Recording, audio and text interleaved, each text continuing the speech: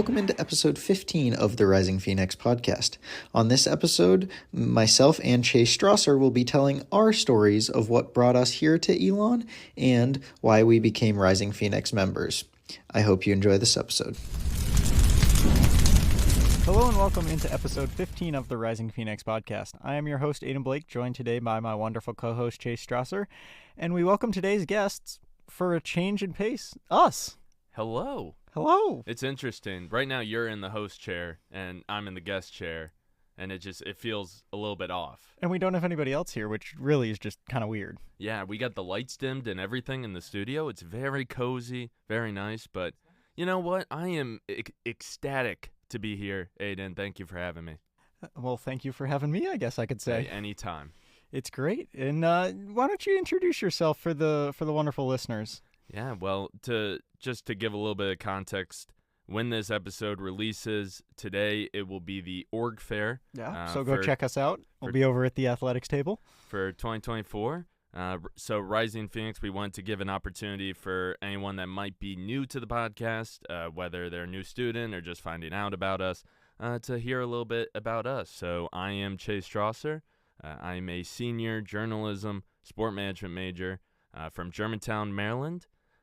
And I'm excited to be here, Aidan. Thank you for having me. Absolutely. And what is your role within Rising Phoenix? So this year, I've taken on a new role, living up to Joanna Dwyer and Jacob Kismore, or Kismore, as the executive director of Rising Phoenix, which I'm very excited about, still serving as the director of the Rising Phoenix podcast. So I'll still be on here, but taking on that leadership role.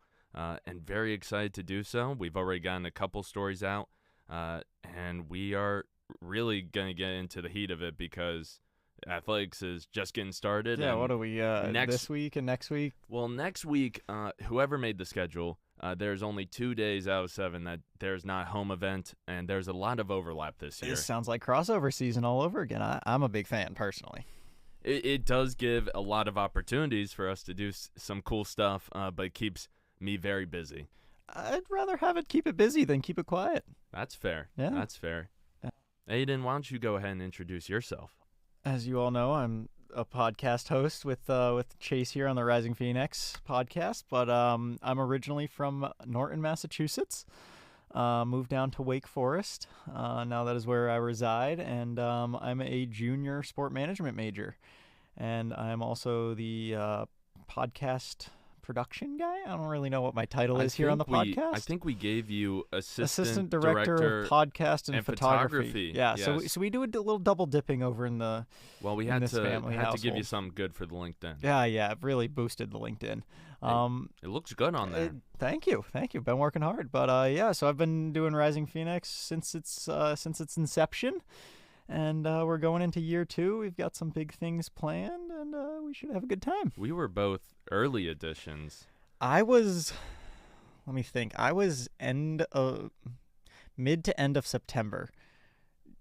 I think early September, Jacob walked up to me at a game that I was working. He was like, "Hey, we're doing this.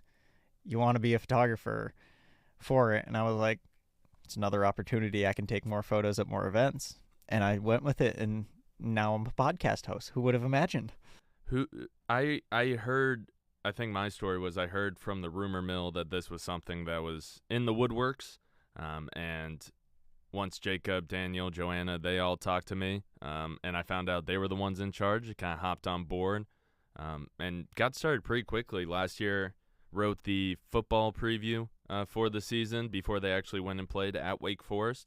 And then this year, doing more so on the men's soccer side, women's soccer, and then football gets started up pretty quickly at Duke this year. At Duke. That's going to be a good game, I'm thinking. I'm very excited. Last year, it was a good first half. We held with Wake last year, so I'm thinking if we, hold with Wake, we got same quarterback, same receiver core, I think we can manage. And I'm feeling good. Right before this, I was in Dr. Squadron's sport law class, and every class I've ever had with him, he opens it up with the clip. Have you had a class with him yet? Yeah, I had sport law last semester. Opens up with a clip. The clip with Grayson Allen tripping one of our players back in 2016. They were playing out of alumni, so back far back. I think they were playing in Greensboro Coliseum. Oh. Yeah. So it must have been something special. But Grayson Allen was not happy with that. Indefinite suspension turned out to only be a 1-game suspension for him. But, yeah. So it gives you some hope because we were holding with them in that game too. So Yeah, I'm thinking, we could maybe see some little CAA Elon magic this Friday. Well, I feel like, Aiden, with these roles, and you can correct me if not, we become very engrossed in Elon athletics. 1,000%. Like, we are, if there are number one fans out there, we got to be them. Oh, I think we're above them. I think we are, like, we're living, breathing, dying with the teams. Like, we're out there in the cold. We're out there in the sun. We have to, we have to check the fandom. Mm-hmm. But deep down, we cry a little when we lose. Shoot, I was so excited. Yesterday, as of recording this, it was Elon men's soccer. They won 5-0 against Radford, and that was just an 2 goals onslaught. in 70 seconds, 90 seconds in. And it was fantastic because I'm sure we'll give a lot of shout-outs today, but shout-out to the athletics marketing department for putting on last 2 home events. One was the freshman pep rally, and then yesterday was the athletics opening day picnic. Packed out. Fantastic crowds. I'm loving it. And loving it. Elon fight song. Fantastic. Always a classic. Probably will be played at my funeral and my wedding. There's just such a feeling of joy that I get when I hear that song. Well, because it's always a goal. Yes. Or a basket. Mm-hmm. Or a home run. Or like any good thing comes with the Elon fight I think song. they do play it after a loss, but then it makes you feel good after. Yeah, it makes you like, all right, we got the next one. We got the next one. Exactly. Because we have the fight song. Exactly. That's exactly the way we put it. Well, my first question, as we move away from Rising Phoenix for a little bit, is just in general, how'd you find Elon? So, living up north, you get a lot of people that come down south for college, and funny enough, a past Blake has been through these halls. Tell me about this past Blake. I don't know much about him, honestly. Really? No, so my brother went to Elon as well, and I kind of got a little taste of his experience. And, going into the college search was like, I don't really want to go to a college that my brother's at. I've been to the same high school that he went to. I went to the same middle school he went to, all that. So I didn't. Did you have the thing where you would show up and have a teacher that he had and they'd be like, oh, yep. Are you Javik's brother? Yep. So I've dealt that my whole life. I was the oldest, so I there you go. There you go. Yeah. So I was like, let's try something new. Looked around. Looked at Butler. Almost went there. Looked at Colorado Mesa. Thought about going there for a minute. And then Elon was always in the back of my head of like, all right, yes, my brother goes here, but I can make it my own different kind of journey and path. And I decided to, go for it. No influence from my brother at all. He just gave me, hey, this is what it's like. So I decided to apply and got in and decided to come here. And, the beauty of Elon week 2, I was technical directing shows, and week 3, I was on the sidelines with a camera in my hand, taking photos at William and Mary of Elon football. So it was really, once I got here and planted my roots, it's like, this is the best decision I've made in my life. I think that technical directing might have been where we met, if I'm thinking correctly. Was it for one-on-one? It was. I know you got involved pretty early. The wonderful Cole Noble. Oh, at the helm. Shout out Cole Noble. If you don't know 1-on-1 Sports, it's still ongoing. Jack Marcus is now in charge. Yes, it's passed down from Cole to me to Chase to now to Jack Marcus. Mm-hmm. It's gone through the lineage of Rising Phoenix. Yeah, and it's just a sports debate show that is a great opportunity to get started pretty much right away. I feel like it's always the younger kids taking charge of that. Cole looked at me and was like, do you know how this works? I was like, no, but I can figure it out. And then I was playing around on a technical directing board. So, like I said, once I found Elon and once I got over, okay, yeah, my brother goes here, I'll get over it. It was nice. It was really the best choice I could possibly make, looking at the other schools that I could have gone to. Yes, Butler has phenomenal basketball. I was thinking about going to Colorado Mesa for a completely different major. I don't even know what sports they have, honestly. But looking at the other opportunities I had and looked at, I was like, this is by far the best opportunity I could have been offered, and I'm very glad I took it. Awesome. But I guess I'll throw the question back at you. Why Elon? Well, basically this thing happened called COVID. So that really transformed. COVID happened during the back end of my junior year, and then pretty much my entire senior year towards the end, we managed to go back just a little bit, but it really threw a wrench into the way that college tours happened. And basically, I remember the first school I toured was Pitt, and it was raining, it was storming, so no good. I remember touring Delaware and then finding out that they didn't have a journalism program, which is what I was really looking into. So probably should have done my research with that beforehand. But basically, the story goes, I just was touring a bunch of places. Some schools you couldn't tour in person, so some I just had to drive around. I remember driving around Blacksburg at Virginia Tech, not doing an actual tour. And then it all comes down to I was doing a tour at High Point University, which is not too far down the road from Elon. And one of the counselors at my high school, I was good friends with my mom, she kept bringing up Elon University and said this would be a great place for Chase to look at. It's really close to High Point. So we decided that after I toured High Point, we would go look at Elon, and I fell in love with it.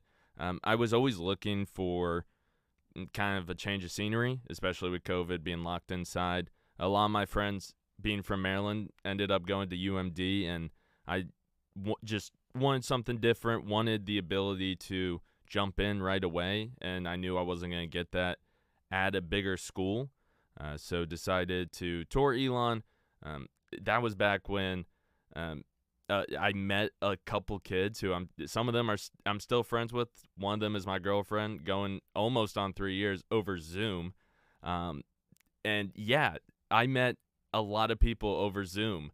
And I built those friendships, and then you felt like you had to go to Elon. No, but it really, I fell in love with the school on tours, kept coming back. And I remember the day I decided we toured UMD one last time, and I was between that and Elon, and that was where I decided that Elon was going to be the place for me, and never looked back. Loved it ever since, and now heading into my final year, it does not feel like a senior year just yet. I'm sure it'll hit me at some point.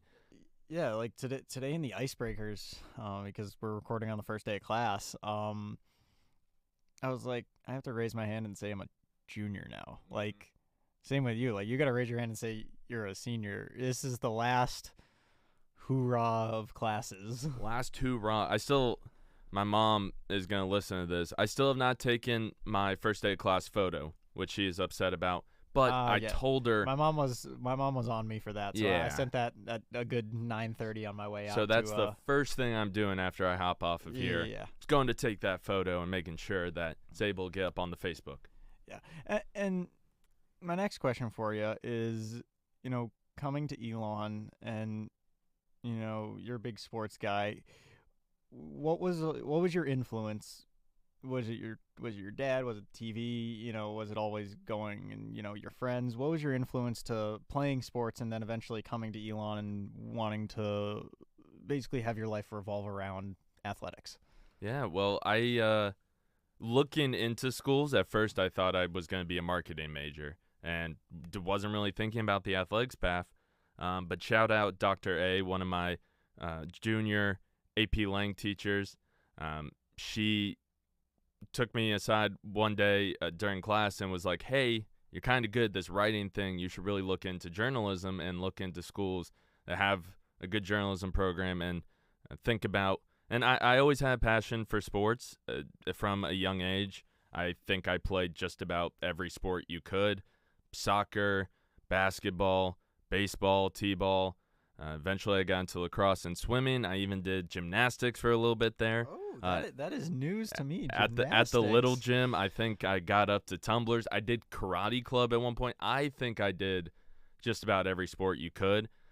Eventually, I did settle on swimming and lacrosse, but sports was just always something that I always found kind of solitude in. It was always kind of the gateway outside of the craziness of school and everything in between. And also, I had a great support system. My mom was always involved in school, being a PTA president or whatever.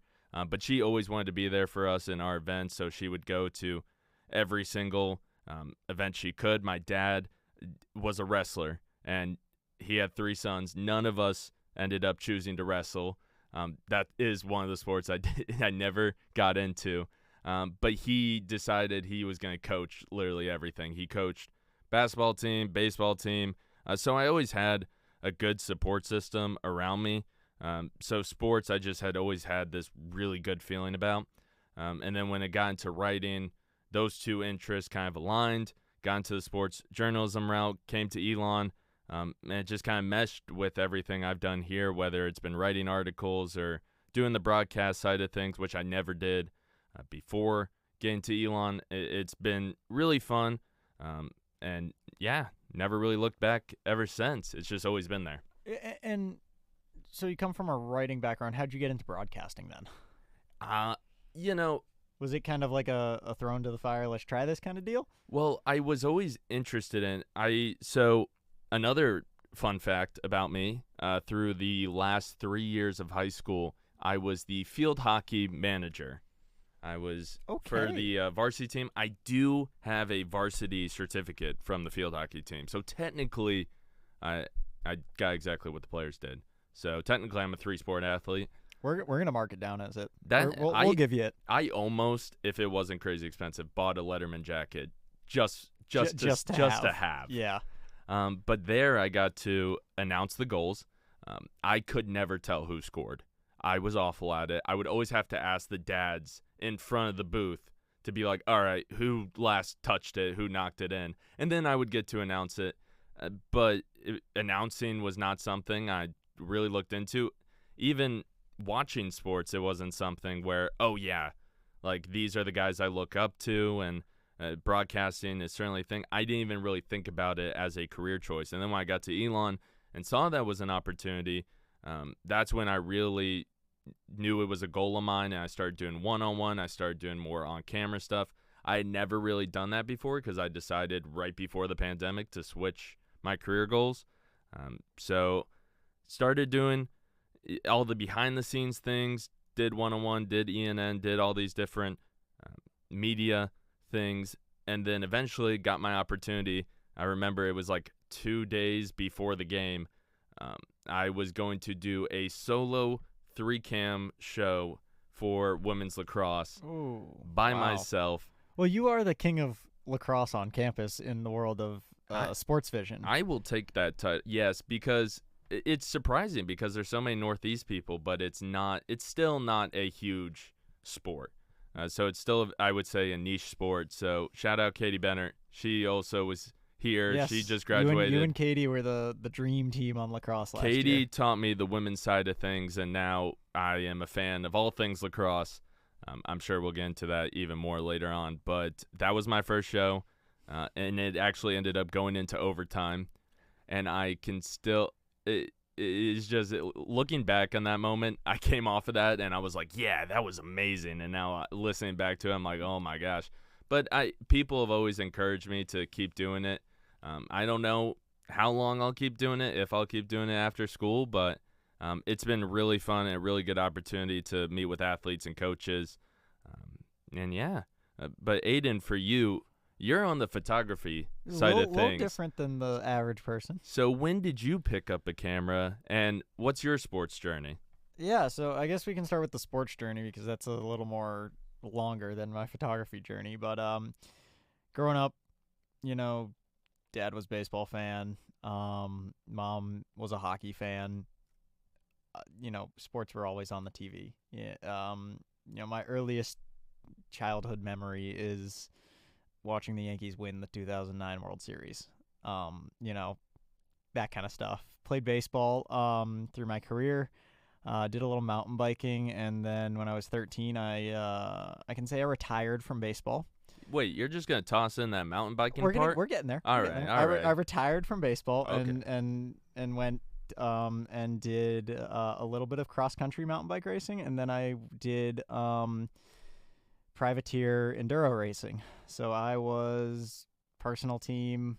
I was my mechanic. I was my mode of transportation to the race. Me and my dad would basically crisscross the Northeast, and I would go race. Had a couple sponsors to support me, and just kind of crisscross the Northeast and raced enduro, which if you don't know what that is, it's stage racing. But the stages are all downhill. You get time going downhill, but you can take your time going uphill. That's why I like it. I don't go fast uphill. So did that, got into that. And in high school, I worked in a bike shop as well. So was always around that. And still enjoyed baseball. Me and my buddies back home would go play wiffle ball. We'd go throw the football around.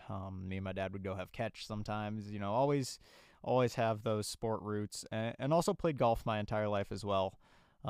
So I played golf in high school. I was on JV sophomore year, and then 2 years of varsity for my junior and senior year. And then coming to college, the photography kind of kicked in. My dad was always into photography. My grandfather was into nature photography, so there was always a camera around. Sometimes I'd pick it up and play with it, but nothing to where I am today. And when I got on campus, I was working for ENN, and they were like, "Hey, we need a photographer for the William & Mary game. You want it?" I was like, I know my way around a camera. Sure, let's do this.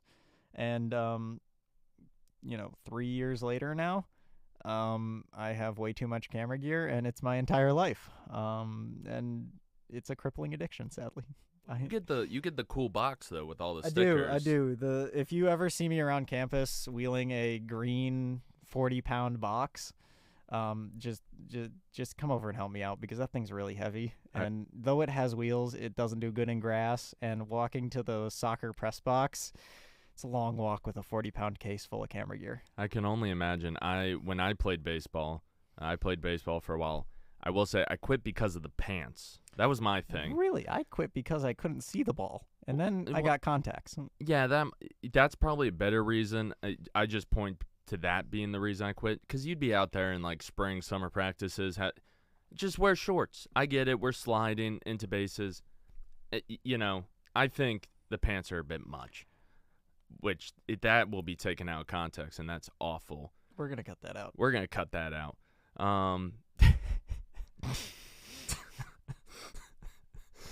Where was I? What was I talking about? That's a great question. I can only imagine, because as a baseball player, I was a catcher, so I had to lug the giant. I was the same way. I caught as well. You were a catcher? I was. Nice. That was the other reason I didn't play baseball. I couldn't block. I think the reason I quit was because I did end up making an all-star game. I do remember that. Right. But I also remember leading the team in strikeouts as a batter. Yeah. All right. My childhood, I was the only kid who knew how to bunt. So nice. Any situation that needed a bunt, me. There you go. Laid it down. I was also somewhat fast. There not you anymore. go. No, not anymore. Well, I guess I'll ask, does biking lend itself to running? So not at all. You use completely different muscles. Oh. So that's good to know. Yeah. So I'm gonna nerd out for a second. Running and biking, if you complement them, it's really good for your knees. Because biking is phenomenal on the knees. But because it's a normal motion, but it doesn't correlate. But I'm also really slow on a bike now because I haven't been on one in a minute. But that's why golf was invented, and I play too much golf because I can ride my little cart. That's fair. Well, Aidan, I know you have a number of cameras, or at least currently we only got one. Currently, yeah, I got a number of lenses now. Across your career, you've gone through a number of cameras. Yeah, been through the world. You've taken a lot of photos. Do you have a favorite photo that you've taken?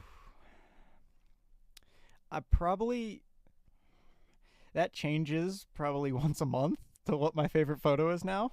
Like right now, My wallpaper is one of my favorite photos. It's of the I was up at Virginia International Raceway this weekend. It's the number 45 Dex Imaging Lamborghini. Oh, that's very nice. So like that's a great photo. I've gotten to shoot some car stuff over the last couple months, so those have been really good. But like if you give me each sport, I probably could find a favorite one for each sport. But like my overall favorite one, couldn't really tell you. I've taken, this summer for my internship, which we'll get into both of ours later.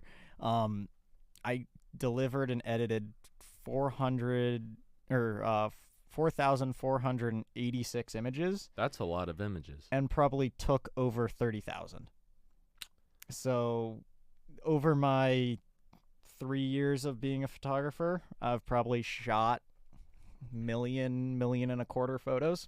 That's insane. And, obviously those aren't all delivered, but actual presses of the button probably, between 750,000 to a million and a quarter.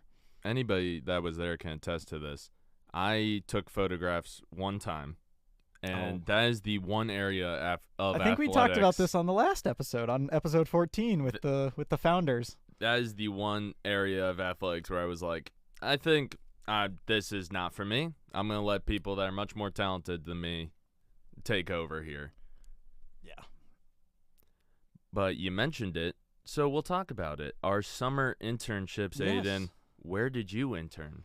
I had the wonderful opportunity to work with the Winston-Salem Dash, which we are the high A affiliate of the White Sox. So I got to work an affiliated ball over in Winston-Salem, which is about an hour west of campus. So I was commuting an hour every game day. But I was the photography and digital content intern. We had a team of about 3 guys, and our boss, Carson, and Amanda as well. They were phenomenal. Couldn't ask for better bosses, and couldn't ask for really a better crew. Between Zach and Riley, we really worked phenomenally well. And we shot everything under the sun, really.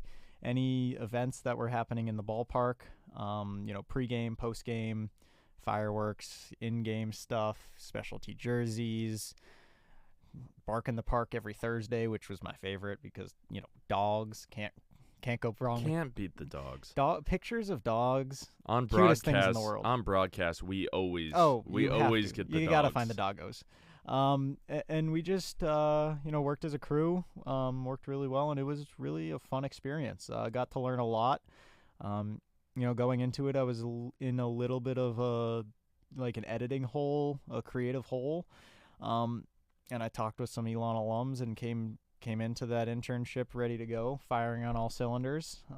And really was able to find, all right, this is what I want to do.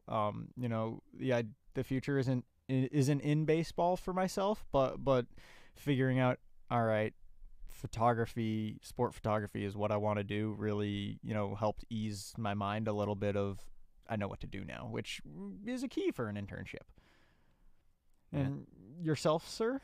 Well, this summer, I had the amazing opportunity to intern up in Sparks, Maryland, which is near Baltimore, at USA Lacrosse.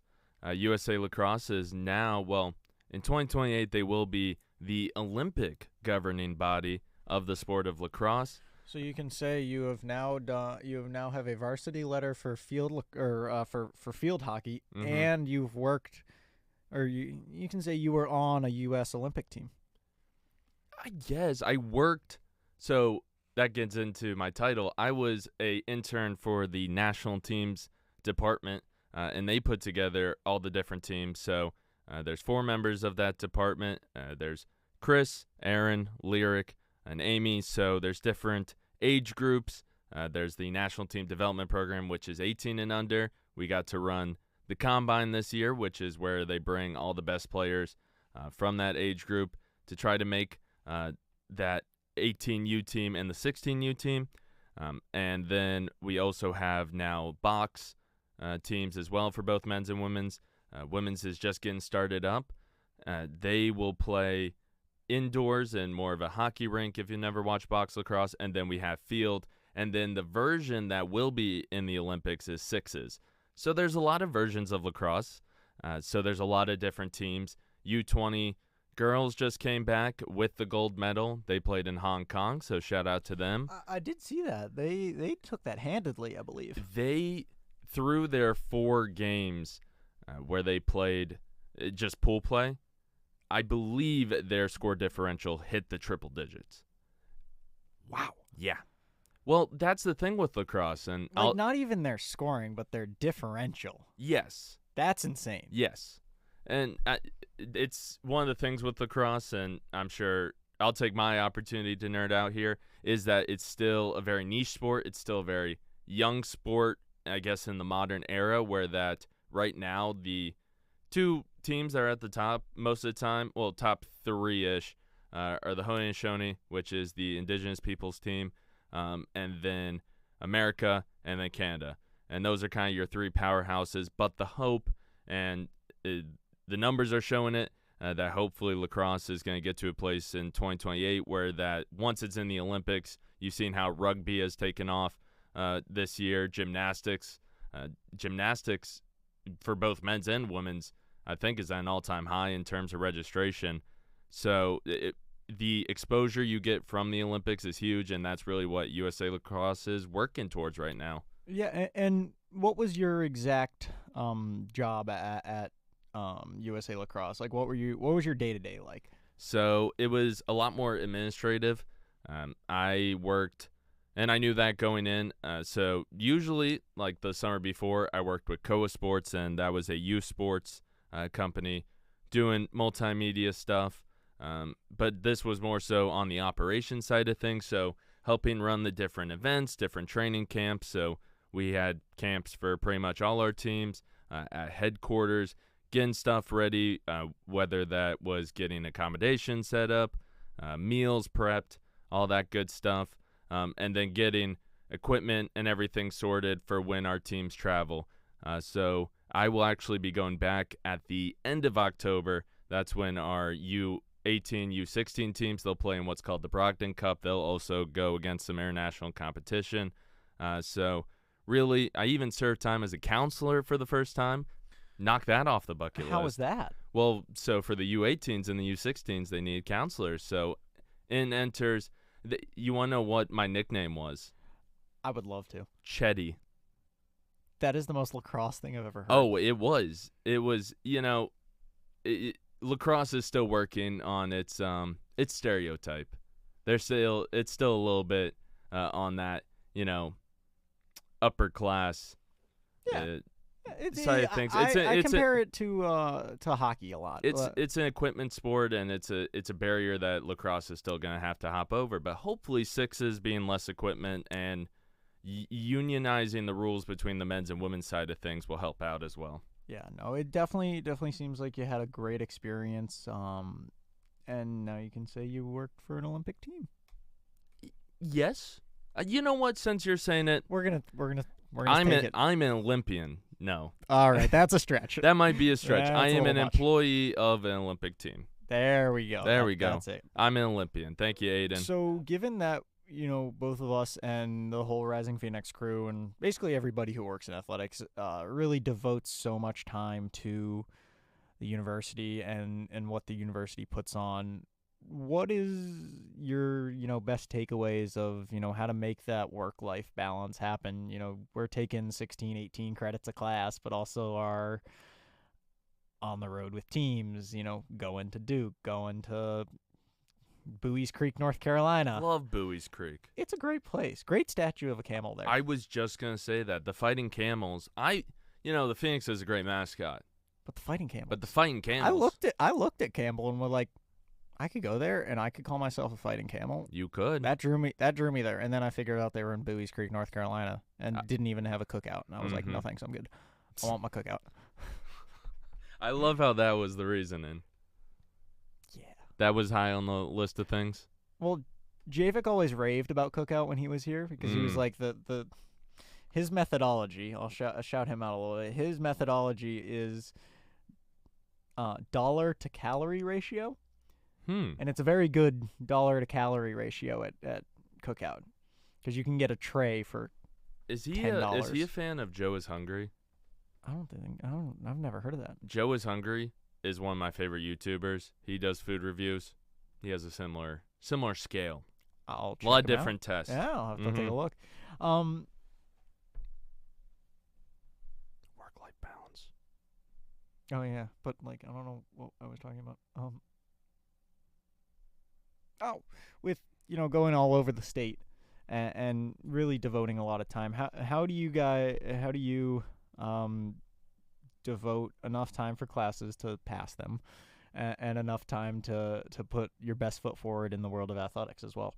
That's a fantastic question, Aidan. And I'm going to answer just how Joanna, Jacob, and Daniel did in the last episode. We're still working on it, When we find the secret recipe, we will notify the masses. We will notify the masses. And if anybody out there has found the secret, we would love to know. But I do feel like I've gotten better over the years. I remember dealing with a lot of stress, especially in my sophomore year where I started really getting into broadcasting, and I was doing maybe 2 games a week. Now I'm doing, I just did 3 in like 5 days, and that's nothing, because I managed to kind of upgrade my techniques, to put it that way, in terms of managing how I'm able to do preparation, because now I know how much prep I need to do for things like that. And also, it goes back to how I was saying earlier, with a very good support system, whether it's my friends, family. It's just everyone, I feel like, has, if I ever needed something, they were there to help me out. And so I really give a lot of credit to the people around me, more so than anything I've been able to do. But overall, I do feel like I'm upward trajectory, doing better in my senior year. Well, it took you three years to figure it out, so yes, so there you go. So but we got there. That's all that matters, is we got there. Exactly. Well, Aidan, we wanted to do at least one fun question. We wanted to do a blind ranking, but Aidan was like, no, we'll anger too many people. So we thought this would be better, since, Aidan, you talked about in the previous episode about rolling hot dogs. And as a hot dog... Go watch the previous episode. It's great. It's a fantastic Pause episode. this. Go watch the previous episode until you get to the rolling hot dogs, and then come back to us. And then you can come back here. And as a hot dog connoisseur myself, I have to ask, is a hot dog a sandwich? So this is going to blow the masses' minds. We might be on the same wavelength. We'll see. A hot dog is... Ready for it? Yeah. Just a hot dog. It's its own thing. That's a cop-out. I don't think it is. That's a cop-out. It's its own thing. Boo. Because a sandwich you eat sideways. Yeah. But if you eat a hot dog sideways, the hot dog's going to go rolling down the street. Okay. So I'll hit you with this. A hot dog's a taco. Now, that's something I could get on. Oh, you're in agreement. I could get on that. Give me a little, hear me out. Chili dog? That's a taco. It's connected at the bottom. Yeah. I think, but then comes into the question, maybe it's a sub sandwich? No. Because it's the same sort of thing with the bread. I just think a hot dog's a hot dog. I don't think anybody's walking into Jersey Mike's and saying, give me a hot dog. But maybe I'll try that next time I go into Jersey Mike's. Hey, can I get the number 13 hot dog? Let me know how it goes. They're going to look at me a little strange, but... I think a hot dog is not a sandwich, but it could be a taco or sub. I think we put a poll on the Instagram, and just random poll, Rising Phoenix is a hot dog. Or we bring this to the org fair and get all the freshmen to answer a question of, is a hot dog a sandwich? That's a great idea. We're brilliant. If you come to the org fair and you listen to this episode, let us know. Please do. We will give you a crisp high five from the 2 hosts and guests that were on the show. And if you're nice enough, maybe we'll let you come on an episode. Yes. Even if we'll get some rotation, some new voices. A couple new voices are definitely coming down the line this year. I'm very excited with. We do have a couple names. Nothing set in stone yet, of course. But I am excited about the potential guests that we've got this year. There was a couple people that we wanted to get in last year and weren't able to get in for scheduling reasons, or maybe now they were off campus, now they're back on campus. So very excited about and some of the we're people. gonna try, if you've listened to the Dr. Walker episode, we're gonna try to get some fireside chats with Dr. Walker going. I told Dr. Walker it's contractually obligated now. Oh, I would love to see that contract. Well, it's not written. I am, like I mentioned earlier, taking sport law, so Have Dr. Squadron look over the contract and exactly then bring it into Dr. Walker's office and see what he says. He did tell me he was down for it, so I am hoping. I'm just picturing Dr. Kim, Dr. Walker, Mosley Fireplace, a whole group of people sitting there just quietly listening to the wonderful stories that those two have. Oh, I'm sure. Dr. Walker gets shouted out on this podcast every other week. I think he's been mentioned or thought of on every episode. And Dr. Walker, if you're listening, every person we ask, like, oh, what's their favorite episode of the podcast? The Dr. Walker The episode. Dr. Walker episode. But bringing it back to some non-funnies, even though we went through the hot dog phase. I'm restarting that. That was weird. What's the next question? Why join Resident Why join? So you could say, like, Yeah. here, do you want me to go? No, I can say it. Okay. What were you gonna say though? Just like, nah, you go. And bringing it back, Chase. Though we have some conflicting views on a hot dog. I think we're close though on an agreement. We're there. We could shake hands at least. Yes. What is the reason that people should join Rising Phoenix? Why Rising Phoenix is a big question that we get asked. And as the director now, or assistant director, you and Sydney, why Rising Phoenix? Why this opportunity? Well, I would say for anyone that's curious about Rising Phoenix, you should definitely come out to the org fair. It'll be from 6 to 8 p.m. on Young Commons this Thursday, I believe the 29th. Yes, August 29th. And if not, and you missed the org fair and you're listening to this a little bit after, reach out to us. My contact information is always either at the end of the podcast or on any article we write. And you can also reach out to Aidan. Yeah, reach out to me. I've had a couple of the freshmen reach out. You can just reach out to me on my Instagram, ablake.media, or my email, ablake10@Elon. And we'd happily bring you along. We're looking to build a culture of nurturing the next Woj and the next ESPN guys, the next Fox Sports. And we're trying to expand as well. I think the podcast is one of those things where we started it and it was something that wasn't along the same lines as photography or article writing. Yeah. But we've also done a ton of features. We've done some video stories. We're trying to hit onto that multimedia conglomerate. Yeah. Which I think anybody with a skill from, photography, editing, sound editing, honestly. If you want to come in here and edit the podcast, be my guest. Fantastic. That'd be great. I'd love that. Awesome. Graphic design. I know we got basketball player now, right? I believe Kendall Campbell. Kendall Campbell is on our graphics team. And you don't have to be an athlete. You also don't have to be a normal student. You can be a student athlete and join us. We've got 3 of them currently. Four of them. Because we've got Caden, Anna Hackett, Rachel Buckle, Kane Strickland, and Kendall Campbell. Yeah, so it's just a really good opportunity of testing the waters of, is this what I want to do? Which like we talked about with our internships, it's key to figure out what you want to do in college. So learning that and understanding, hey, this is what I want to do, or hey, this isn't what I want to do, and then we can help you tweak, to the best of our abilities, our positions in Rising Phoenix and help you out. But it doesn't hurt to sign up and come to the first meeting. And also, that first meeting, by the way, September 5th, 6th? I don't know. I got the calendar up right now. We got it September 5th, 6 p.m., location unknown. Location to be determined. Probably basement of Shar. Probably. That's where we had I might ask Dr. Walker if we can steal a classroom in Long. We'll see. I feel like we do that anyways. Yeah.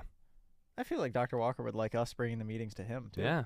We'll run by him. But I'd say also another huge component, and most of what I get out of Rising Phoenix is, one, what you put in is what you're going to get out. You learn a lot no matter the subject. I've learned some stuff about photography that I would have never known had I not joined Rising Phoenix, because I just had no interest in it. But not just that, but being able to support these athletes.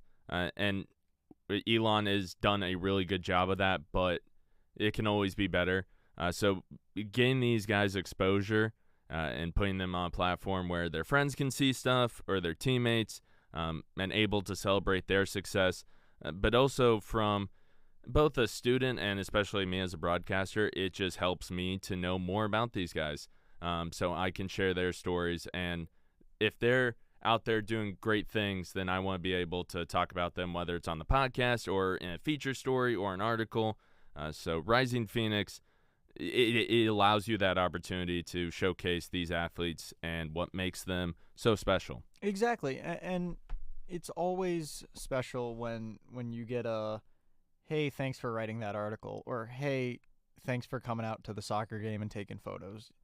Hey, thanks for putting in the time to make us feel special. And that's what really we strive for at the end of the day is, yes, put out great content. Yes, do everything in our power to be the best we possibly can. But at the core of Rising Phoenix, it is really just bringing awareness, like you said, to these phenomenal student athletes and helping them in their future, because, making content for them really, ups their notoriety, and giving them the time of day is really what we strive for. And if you want to be a part of that, come on down.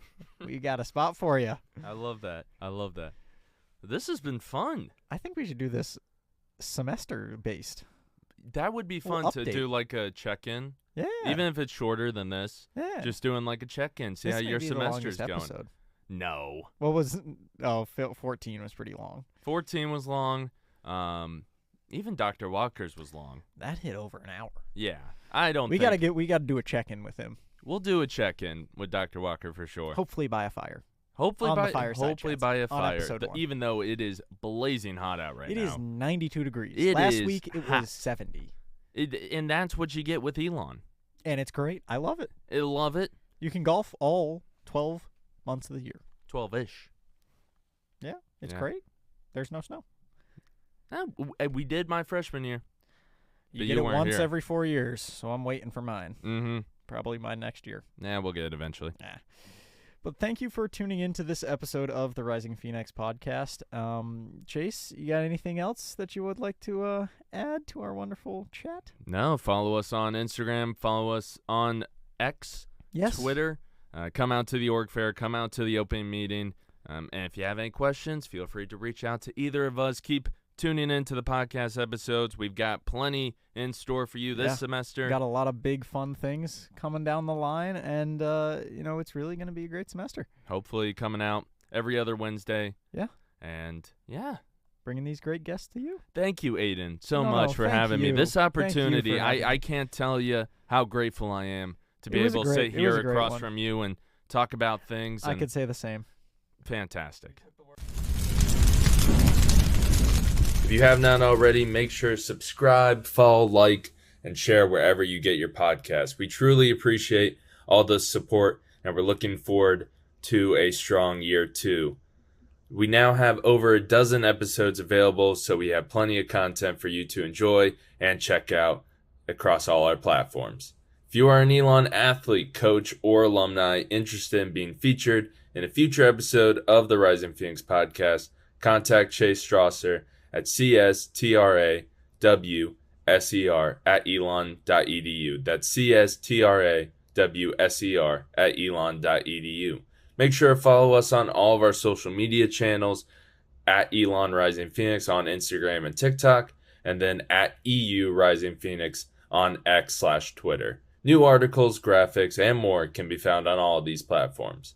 Finally, new episodes of the podcast are coming out all the time, so check back in every few weeks for a brand new episode with an exciting guest. Thank you for listening to this episode of the Rising Phoenix Podcast.